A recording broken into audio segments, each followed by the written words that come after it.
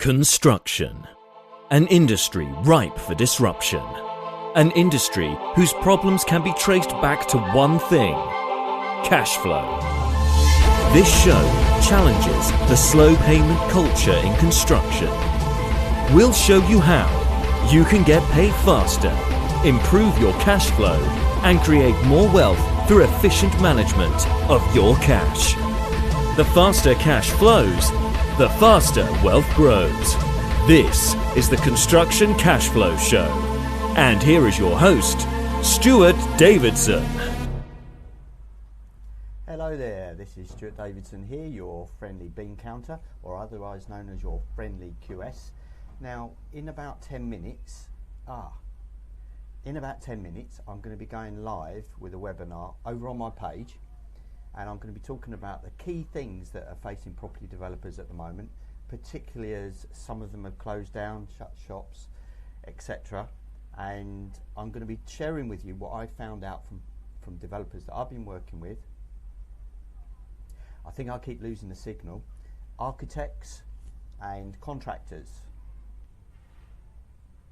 Fantastic. So I've spent a little bit of time trying to set all this up. So I've got my Zoom ready, I've got my PowerPoint ready, and I've got my Loom ready to record it.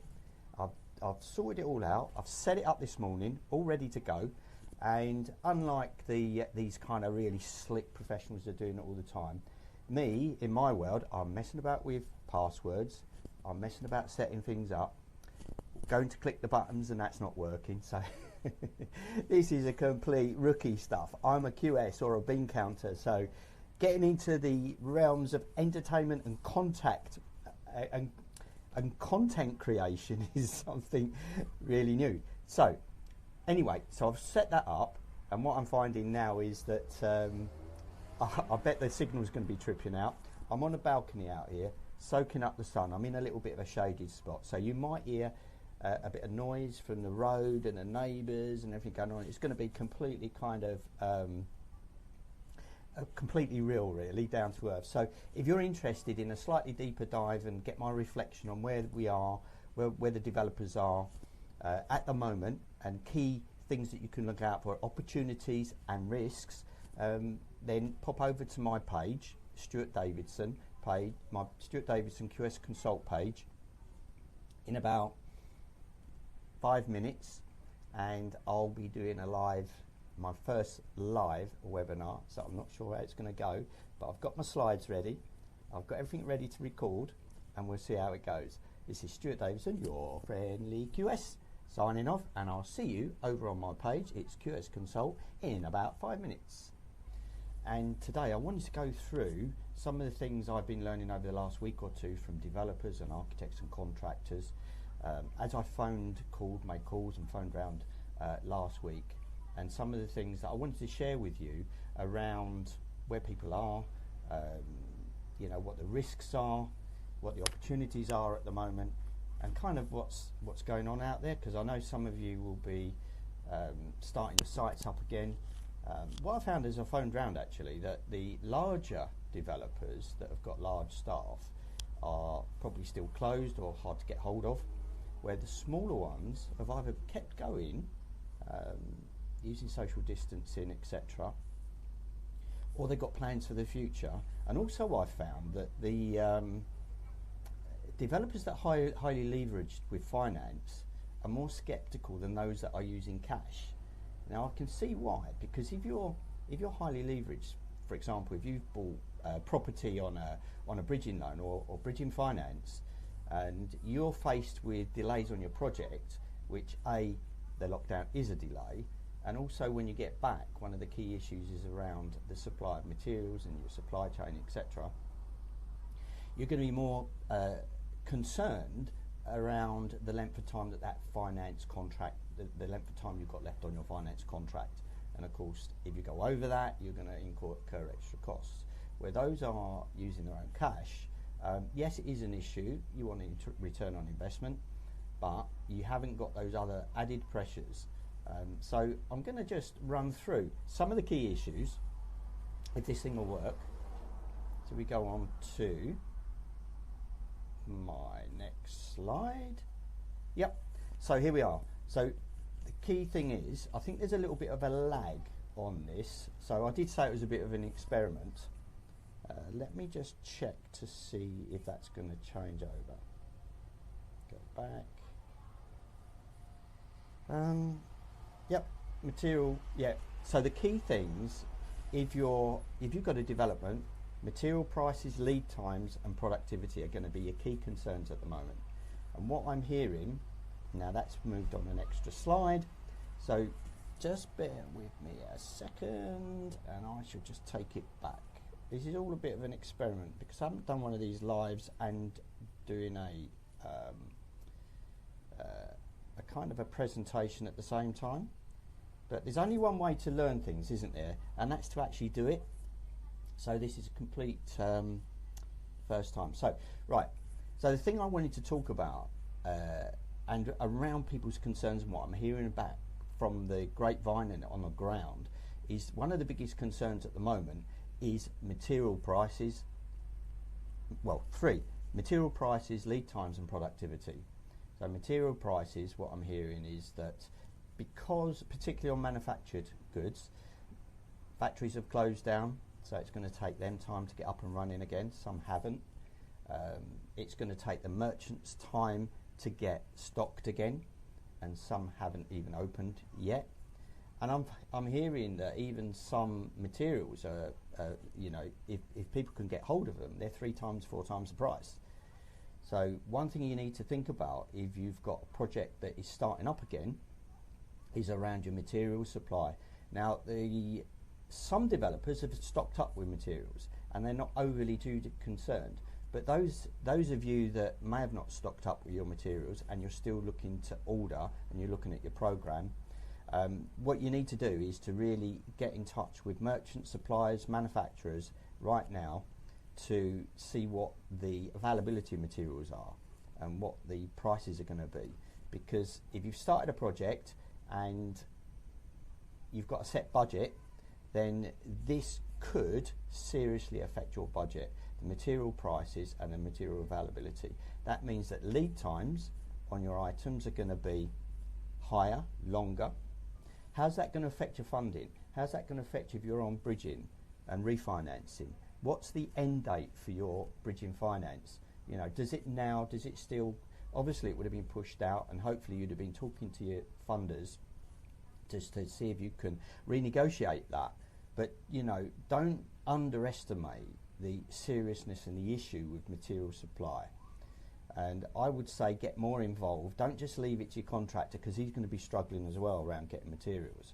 So what you don't want is you don't want the contractor to come back on site full-blown prelims and then he's turning around, well, we can't continue because of materials. Now, contractually, that might be down to him, but you don't want to be in a contractual dispute because he's going to come back with certain arguments whereby the current situation is a force majeure, or it's this or it's that.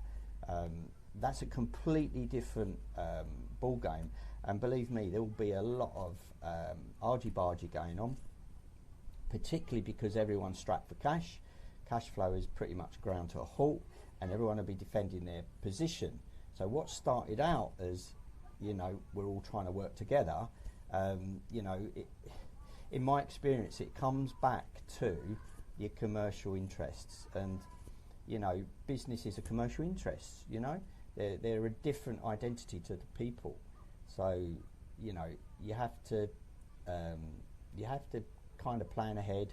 I would sit down if you've already got a contractor and work out the best way through it. It's always best to do that. As soon as you start to take up your kind of polarised positions on a contract, you know, it's going to start costing you more money. So that's the best thing. But I would say check your material prices, because the word on the ground is that they're hard to come, materials are harder to come by, and they're going to cost you more, and the lead time is going to be longer. That's going to affect your cash flow on your funding and your return on investment, and the time it takes to, if you've got an investment that you're looking to flip at some time in the future, or you're looking to rent certain properties out, then that's going to affect all of that whole cycle. So material prices, lead time, and the other thing is productivity. Of course, with the CLC guidance, the government guidance on social distancing with regard to working on site, that's going to slow your productivity down. So I would have a look at that, see how things are going as you start to open your site up again. You're going to have to do it in phases, but see what how that's affecting productivity. A good way to do it is what's called a measured mile. So measure a period of time of productivity before the shutdown, if you've been monitoring your program, and then start to measure the productivity for a week, 2 weeks, a month, and then compare the type of productivity that you're getting, and then that will feed back into your program. Combine that with your material lead times, and work out how that's going to affect your program, but above all, how that is going to affect your cash flow in terms of your funding, your development funding, paying of your supply chain. So it's all going to change, and I think you really need to look at it and review it, revamp it, readjust, and then really come up with a new approach, a new strategy to finishing your project. If you haven't started a project yet and you're looking to start projects, these are the things you need to take into account. Is it worth starting a project now or leaving it a couple of months for material prices to settle down, for merchants to get restocked, for people to get used to the different type of working and looking at how they can improve productivity and while maintaining social distancing? So these are the three main things that have been raised with me last week from people that I've spoken to, from developers, architects and contractors: material prices, lead times and productivity. Three things that you really need to look at now if you have a project that you've got on the go or you're looking to start a new project. Don't underestimate this, because it could seriously affect how the success of your project. So the next slide I wanted to look at is funding, cash flow in the market. And of course, funders are going to be nervous. If you've got finance, they're going to be very nervous. They may reassess their exposure to risk. So you need to be reassuring them, A, if you've got a project that you're looking to start, or B, if you've started a project, you've had lockdown, you've closed the doors for a little while. You know, get in touch with your funders, because they may have reassessed their exposure to risk. That may affect your monthly drawdown for your cash. It's very important. You don't want to get everybody back on site and everything up and running, and then talk to your funder or your financer, and they're saying, well, look, you know, to be honest, you know, this was the plan. You know, this is what your drawdown was going to be beforehand, but you know, we're a bit concerned. We need to. We're wanting to look at this again.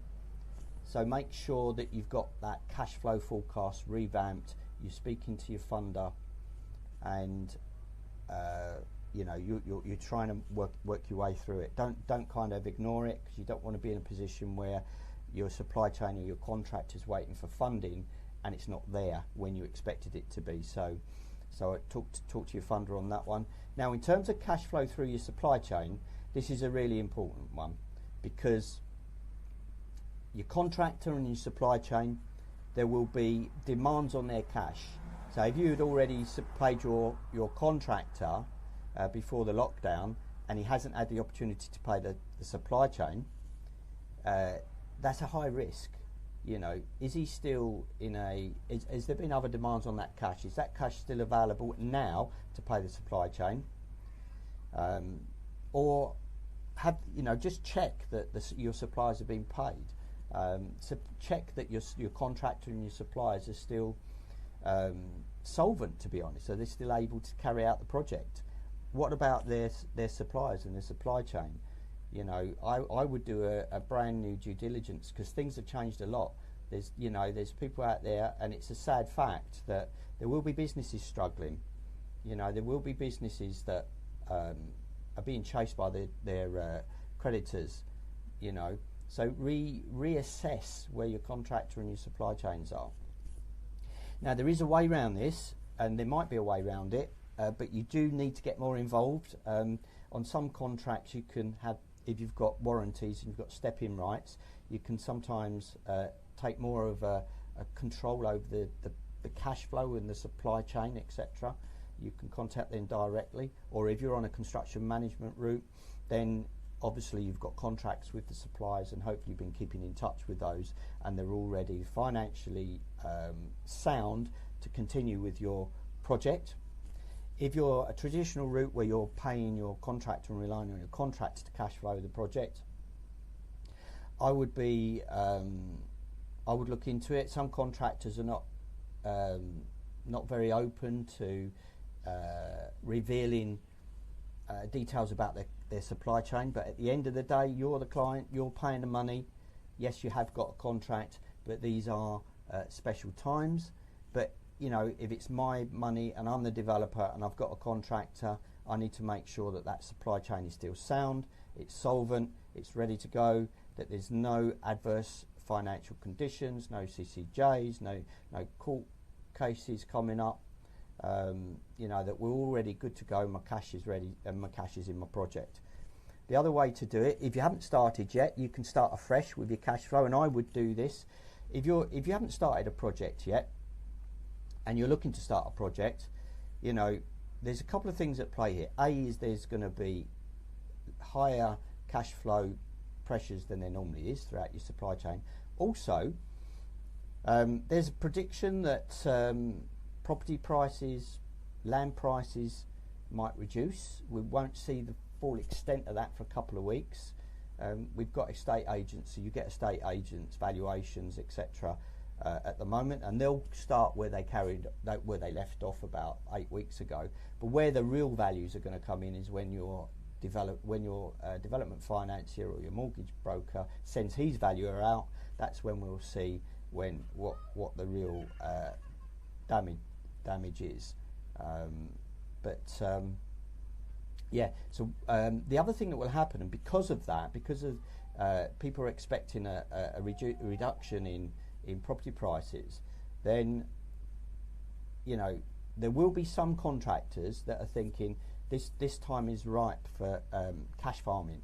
What I mean by cash farming is contractors will look to use their resources to buy, and essentially what they're doing is they're pooling payments that they get from their client. They're paying.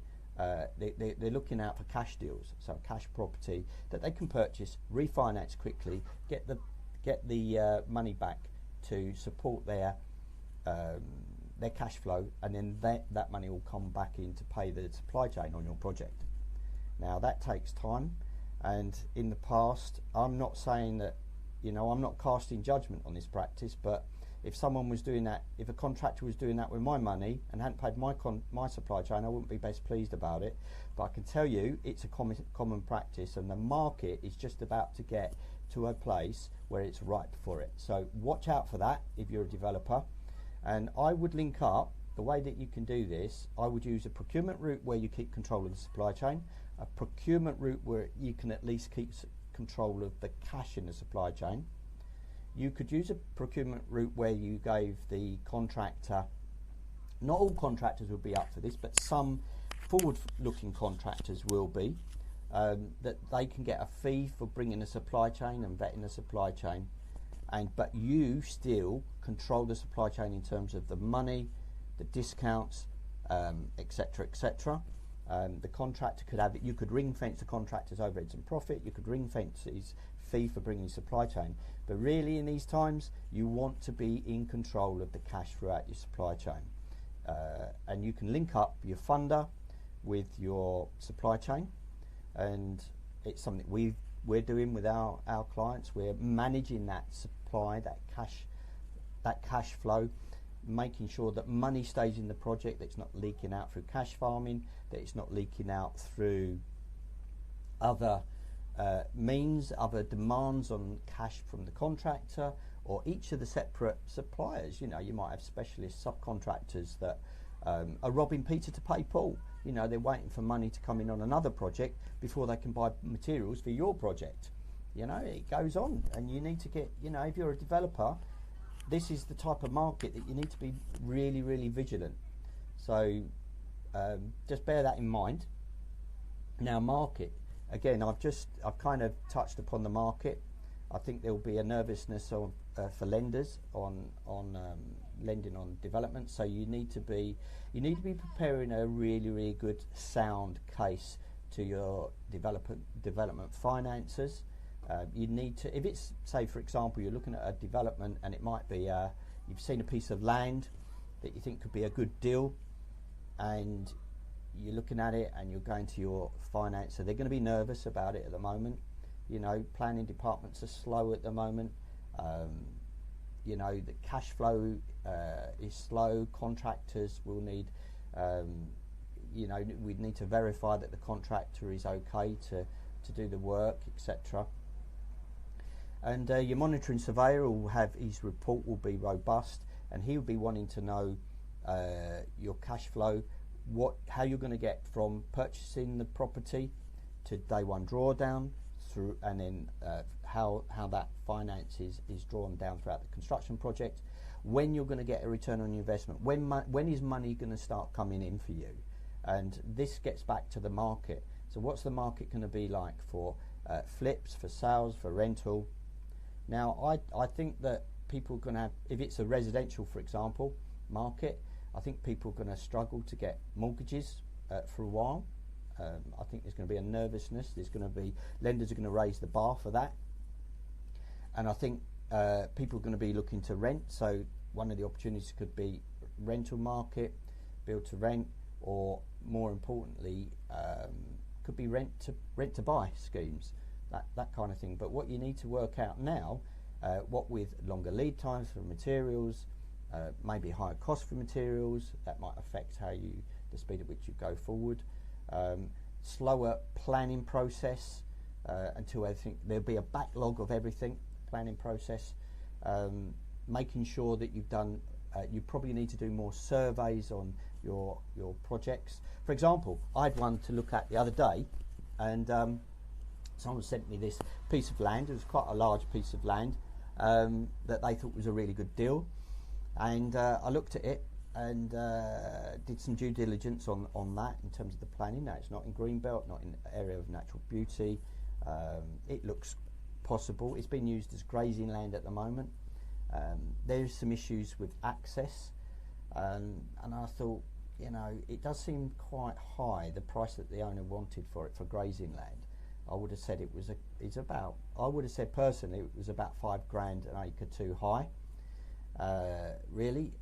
But what you need to do, I went to the planning conditions, I went to the land registry and had a look at the registry document, and what I discovered in there was that the land was over mines, old mine shafts, although they were 400 foot down. You know, these things can be overlooked initially, you know, so you kind of got to do due diligence around the actual site itself. And also the site was quite sloping. So, I mean, last time I did a project where we built over mine shafts before, what you need to do, what is expensive about that, the surveys for those are very, very, very expensive. Don't underestimate that. And then what they're looking for is fissures between the mine and the surface where you want to put your foundations in. Can make a big difference. And you end up pumping loads and loads of grout in there. You don't know how much grout you're going to need till it's full up. And I remember on that project, it was the grouting, the survey and the grouting, albeit it was a heavier building than a residential, but that was about £250,000 just to do that. So do your due diligence on if you see a piece of land or property, you know, look into the technical aspects, what surveys are there, what's in the ground. I mean, there might be contamination. I mean, getting rid of contaminated soil, don't underestimate that. And then on the site, this one's a sloping site, so there's going to be retaining walls, etc., etc. That need to be fed into the cost. Now, why am I saying all of this? Is because if you're looking to finance a project, your monitoring surveyor will ask you for all this information. So it's always best to do a detailed survey making sure before you you provide before you even look at you get that far, you make sure that you're looking down all these different aspects of it's not only the site, it's ownership. Are there any leases on the site? Are there any covenants on the site?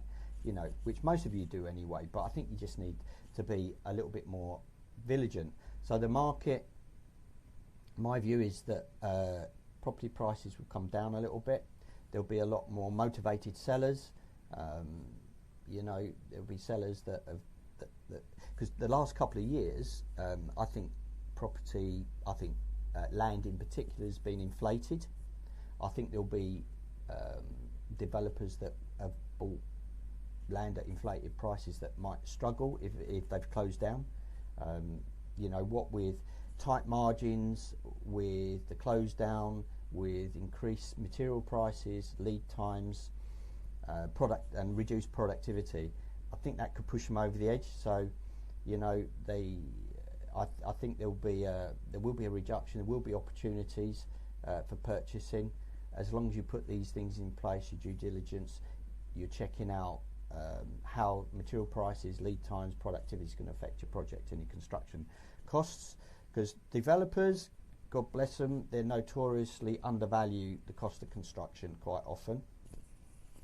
Sorry about that, but that's what I find in my experience. And so when so on your projects, if you've got a project, you've had the doors closed for a little while, you want to start up again. Now my view is to have a side agreement, and I did a video a little while ago around how we can get over the contractual issues, and I talked about a side agreement, but start speaking to your contractor and your supply chain straight away. I did that video probably I don't know, 6 weeks ago, something like that. And if you've done that, good, and you've got some agreements, side agreements. But as pressure builds up commercially, as contractors and supply chains struggle to get materials, particularly manufactured goods, as they come back and productivity is not so quick, not so fast, and yet they're still finding they have to pay their workforce similar amount, everyone's going to be under pressure, so they're going to want to defend their contractual position. And we heard there's been a lot of blogs and posts from lawyers and solicitors around the adequacy of contract terms, of standard contracts, and of course it depends on your own contract. But I think there's going to be a spike in contractual claims because there's so much uncertainty. There's kind of grey areas within a lot of contracts, and that's all got to be thrashed out. So if you're starting up again, or you're starting a project, if you're starting up again, be ready for how can I put this? Not necessarily, you might not necessarily have a crystallised dispute, but there will be discussions, and probably disagreements over what a contract means. But your best way is to try and find an equitable agreement between the parties to move forward. Because let's face it, you know, everyone's going to have to take something on the chin. You know, it might be that you've got to get advice from your lawyers, your solicitors, but what will happen is your costs will escalate. So you want to avoid. I'm not saying avoid getting legal advice, because you should do that.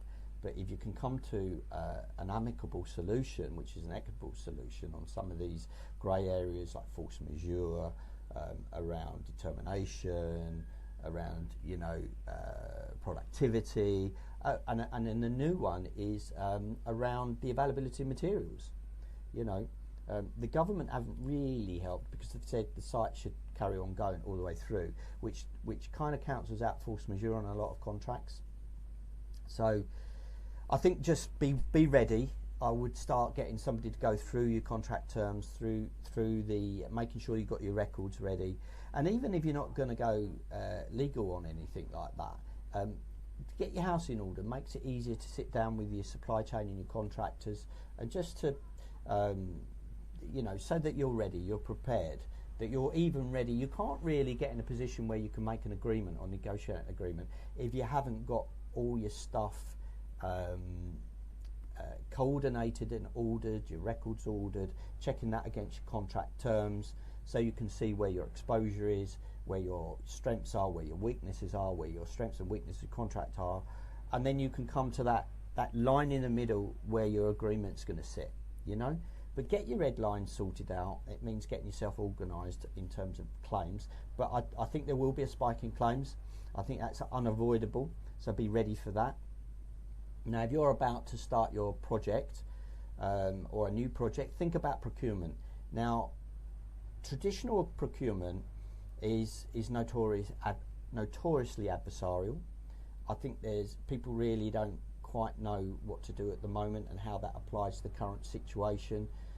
But I would really look at, I think procurement's going to change, and the real place I think it's going to change is who's in control of the supply chain. Now, previously, it's been, the two key ways of looking at it is either you go a traditional route with you employ a contractor, then he employs the supply chain, so he owns the supply chain, he's in control of the supply chain. Personally, as a PQS, I don't like that. I've never liked it because a PQS is employed at the beginning of a project, right at the beginning when you're doing an investment appraisal. You know, you've seen a piece of land, and then we'll help you with the budgets for that. Is there profitability? Does the project stack up? Are we realistic about the potential construction costs? And we'll be involved in appointing a contractor. Now, traditionally, the traditional method was you employ a contractor, he would provide the supply chain. But my old view was, having spent some time preparing the budgets with the client, the developer, looking after the cost plan side, is that as soon as a contractor is appointed, you kind of lose control of that budget. The client loses control of the budget, and then it's the responsibility of the contractor.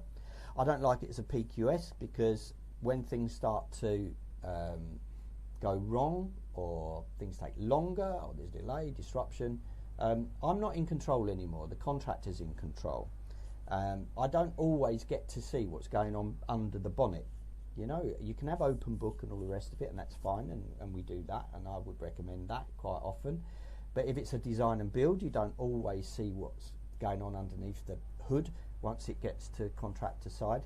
I'm really in favour of keeping control. My most successful projects as a PQS is where I've been in control of the procurement and the money, the cash flow, right the way through. That way I can make sure that the client is, I'm making sure that the client's budget is being maintained. If you pass that responsibility on to a contractor, which traditional contracts do, you're relying on somebody else's expertise in managing cash flow. And some contractors are good, some contractors are absolutely hopeless, and it's not just the contractor, it's the subcontractor and the suppliers. We're putting the client ends up putting his faith into the expertise and ability of the suppliers, different hands in the supply chain to manage cash flow expertly. Now, these guys, contractors and suppliers and builders, are experts at solving complex problems coming to build contracts, coming to build buildings. They are great at building buildings, they are great at planning buildings, coordinating the works, etc., etc., etc.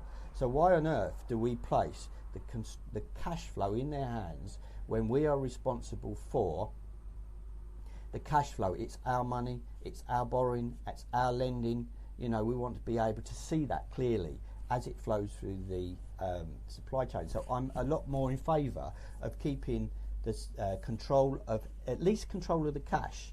Even if you're allowing the contractor to keep control of the supply chain in terms of the health and safety, the ability of the supplier to deliver, etc., etc., etc. They like to control, the old school contractors like to control the money, but I've seen it so often where a developer client has paid a contractor's gone bust, they've lost the money. One recently lost £250,000, paid the contractor went bust, and then we know all about Carillion and the fallout of them, and numerous other, and there's a record number of contractors going bust at the moment, you know, and they were going bust from January in record numbers, and that's without the lockdown. So guys, if you're a developer, you know, get a grip on the cash flow, get a grip on who's going to control the cash flow, make sure you're doing your due diligence. You don't want to be paying out for money that's not vested in your project. So basically, every penny that you pay out on your project needs to be building an asset. It needs to be buying an asset. It doesn't want to be sitting in someone's bank account or someone's business operational bank account.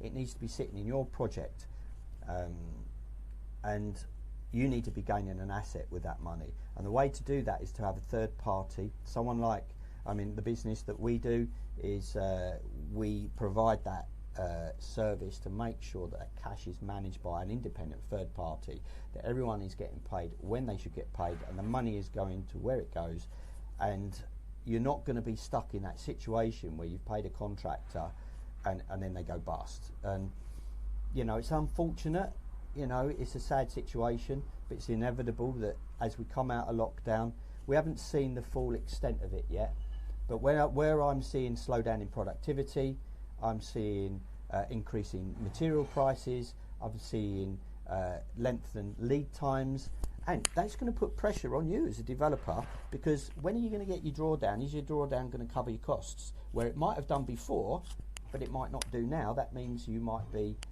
late paying your contractor, and then that puts him under pressure. But he might have 6 or 7 projects, he's got the same problem. And the moment his cash flow stops, is the moment it stops and you're vulnerable. So I would look at, when we look at procurement, I would look at you know, a new way of procurement where you can employ the expertise of contractor, maybe purchase his supply chain to a certain degree. So now, put it this way, contractors spend a lot of years honing their supply chain, so they've got a really good supply chain. That's what makes them successful. So they're not going to give their supply chain over for nothing, for free. You know, they'll want to, you know, but you can, you know, there's always different ways to do this. I mean, you know, you can ring fence a fee to say, look, bring your supply chain, we'll pay you a fee to use your supply chain on our project, but we want to benefit from the discounts in that supply chain. We want to benefit from managing the cash flow. And the advantage you get, Mr. Contractor, is that you haven't got to worry about robbing Peter to pay Paul, because our cash is going to be released on the basis of actual work within the project, paid for on an ongoing basis. And also it frees, what it does, it frees the contractor up from you know, you can still buy their expertise without having to worry about that. You can hear that there's a lorry loading up out there, so that's what that noise is out there. So actually, it's a dustbin men. Yeah, so you can help the contractor, and also you can bring you can reduce the risk for the lender as well, because they're going to be really concerned about where their cash is going. So if you have a transparent, open cash flow management system, is something that we run. You know, it's going to reduce their risk. It's going to give you an opportunity, more opportunity funding.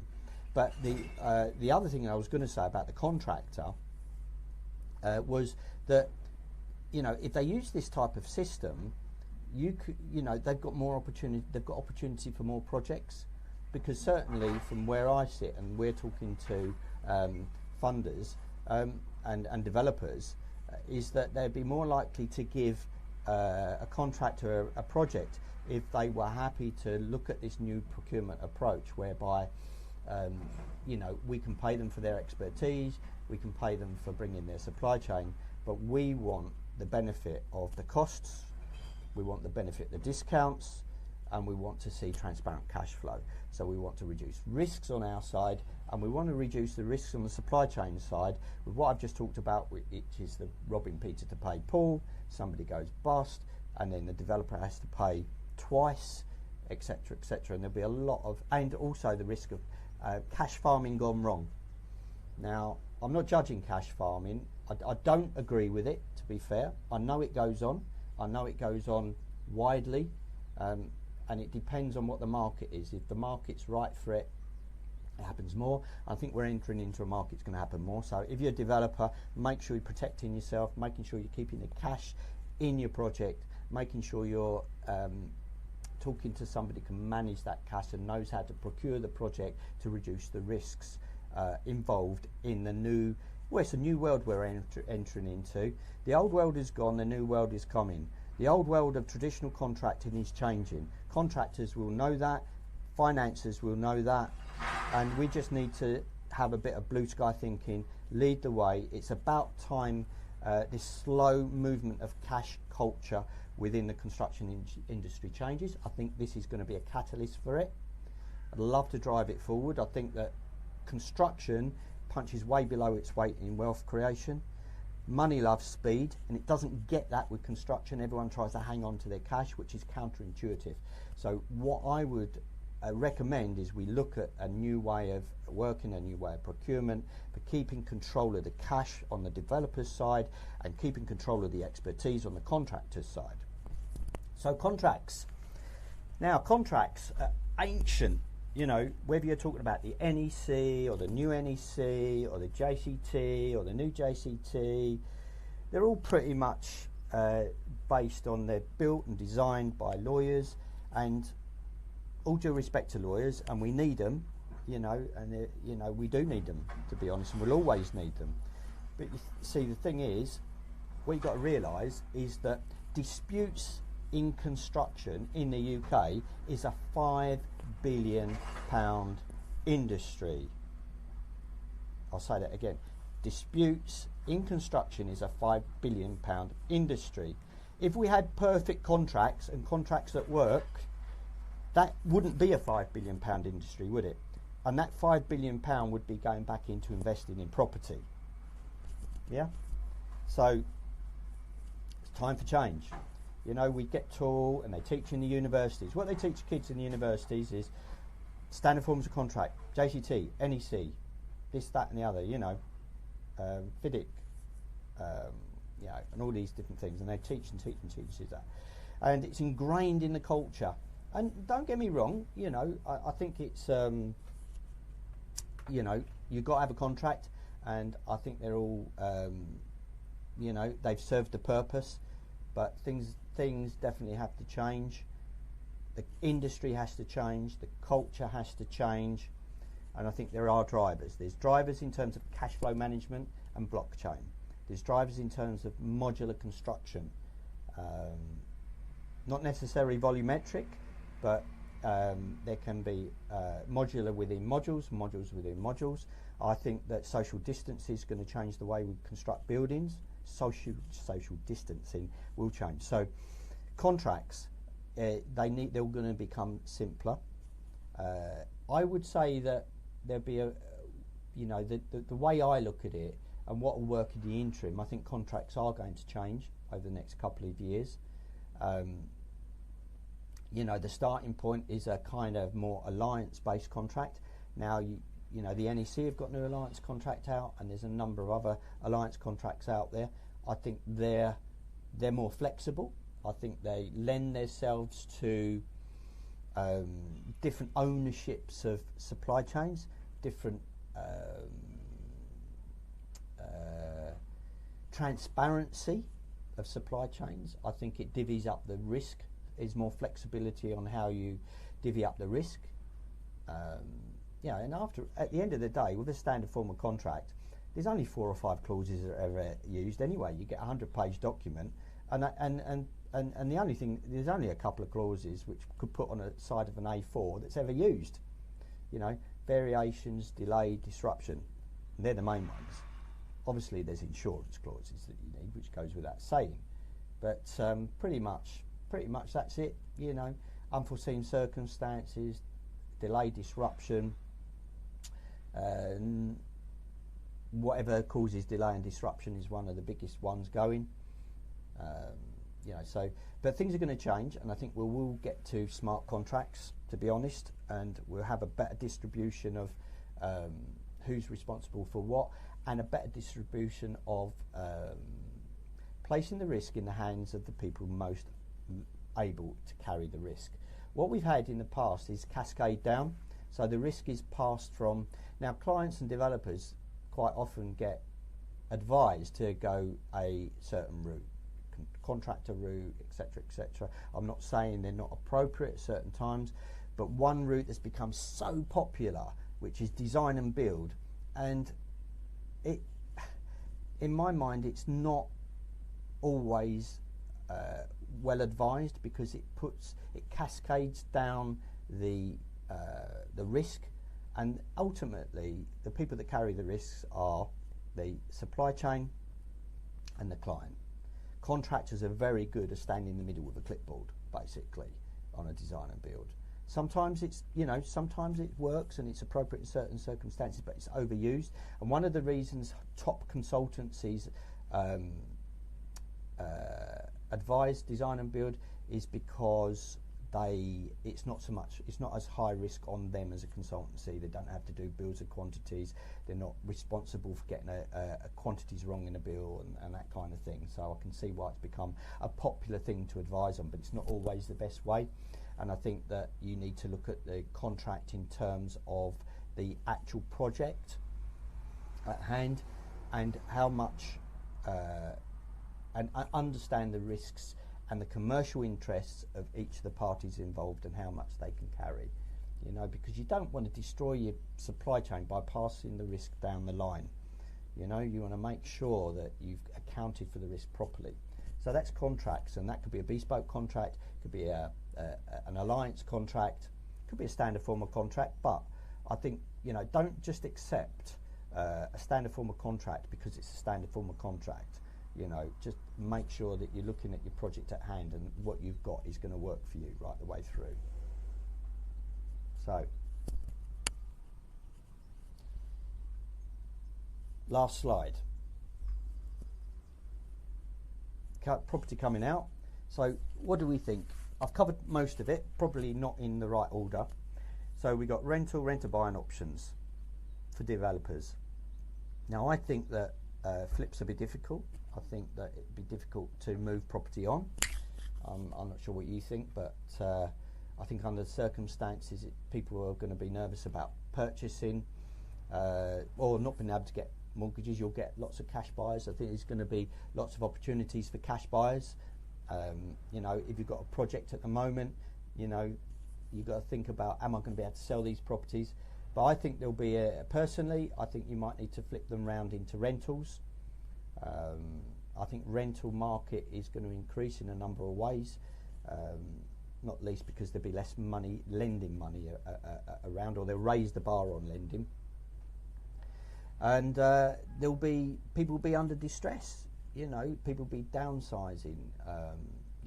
There'll be distressed landlords. There'll be all sorts of motivated people in terms of wanting to move on, but not being able to either maintain the profitability of their own current portfolio, or they can't find a property. So I think there'll be lots of opportunities for rental accommodation if you're building to rent, or you're providing an opportunity for a rent to buy at some time in the future. If you're looking at rent to rents, there'll be an opportunity there with a option with a landlord or an owner. There'll be a lot of opportunities there. And option agreements might be something to look at. Option agreements can take many different forms. You can use option agreements for land purchasing. I'm looking at one at the moment where the land is tricky, because I think the time you don't want to. So the thing is, buying land, you don't necessarily want to buy land and sit on money that have the money tied up in that land to get planning, particularly at the moment where things are uncertain how long the planning process is going to take. So an option subject to planning might be a good one. for that. Or if you want to use a property, a piece of land for a different use, and you think you can make that asset more profitable than it is at the moment, so there could be option agreements that you could do with an owner. So you might not necessarily have to own the land or own the property, but you feel that you can put that asset to good use.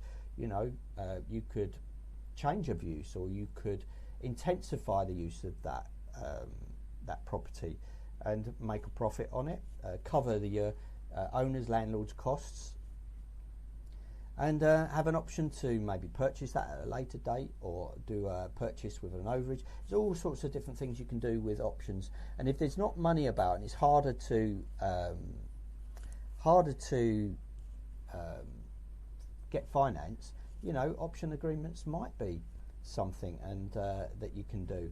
But speak to the owners, developers, vendors, and I think these will be something that will become used more and more actually coming out of the lockdown because of uncertainty. And I think with an option agreement, it kind of deals with uncertainty because it gives you time. It gives you more time to research. It gives you more time to see what the market's doing.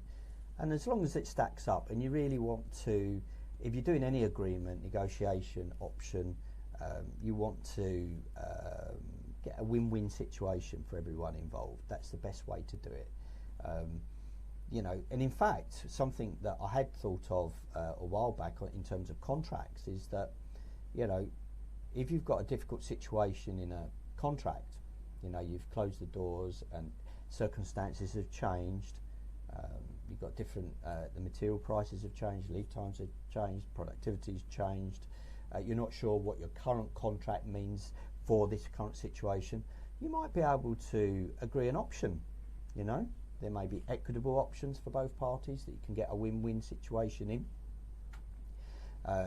It might be a side agreement option until you can buy both parties' time. It might be an option to take over the cash flow management of the supply chain. If you're on a traditional contract with the main contractor, you might have an option agreement to take over certain aspects of the cash, to help the contractor, to help satisfy your lender that you're doing the right thing, that you're taking control, that you can see the money in the particular project, And so that's my views. There's a lot of things that I've covered there. Of course, if there's anything that I've discussed that you want to talk to me about, feel free to private message me, give me a ring. I'm happy to give you, a call. And I'll be interested to hear your views, what your problems, what your challenges are at the moment, and particularly over the next couple of weeks. And here's what I'm doing for people at the moment is that if you've got a problem on a project that you're not sure which direction to go in, what the solutions could be, give me a ring. I'm giving free 15-minute consultations. But in addition to that, what I'm going to do is to draft up a written written proposal, if you like, of a number of options that you could look at. Now, whether you use those solutions to come back and to work with me or not, it depends on whether we. It depends on you, really. Whether that solution is suitable for you. But I'm quite happy to do a 15-minute call and provide you with a written solution or a number of options that you can use to just by way of adding value to you, giving you some ideas, giving you the benefit of my experience. So my experience, I've been in the game around construction, manufacturing for 40 years. Had my first business, which was a steel work business in the 80s, studied at university in the 90s, became a chartered surveyor at the beginning of the noughties, and I've worked for some of the major consultancy companies in London that are, some of them are the largest in the world, and I've run QS Consult for 10 years, and I've helped clients and developers on projects from 250,000 up to 150 million. So I've been around the block a lot. I've used a lot of contracts. seen a lot of disputes, you know, so I've got a lot of good ideas, you know. So, yep, happy if you want to call with me, 15-minute call, and I'm happy to give you a quick report, maybe a 1 or 2 page A4 with certain solutions that you might use in your project if you've got a problem or a pain or something that you're not kind of seeing the wood for the trees on. Very happy to do that. So this is Stuart Davidson, your friendly bean counter, otherwise known as your friendly PQS. Hope you've enjoyed this. I don't know whether you call it a webinar, a presentation, a live feed. There's 3 repurposes. It's my first one actually on live, so hope you've enjoyed it. This is Stuart Davidson signing off. Thank you very much.